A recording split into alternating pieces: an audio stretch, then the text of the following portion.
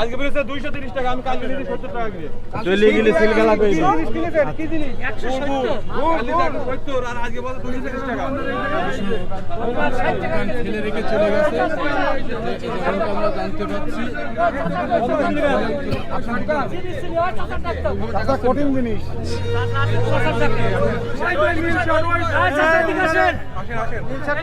চাচা পলাইলে হবে না, সামনে আসেন আজকে রে।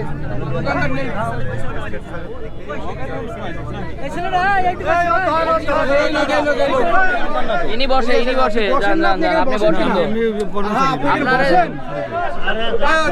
তো ডাকছা তুই জান, আপনি লুকোচুরি করছেন কেন এখানে?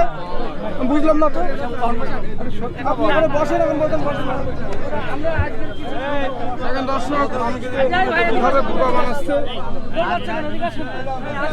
একদিনের ব্যবধানে 100-150 টাকা করে বেশি বেনাপোলে গলা কাটছে মানুষকে, সাধারণ ভোক্তাকে গলা কাটছে এই দোকানদার। 2 কেজি গুড় মাপ আছে। দেখেন এই যে বেনাপোল বাজারে দোকানদারই ছিল না।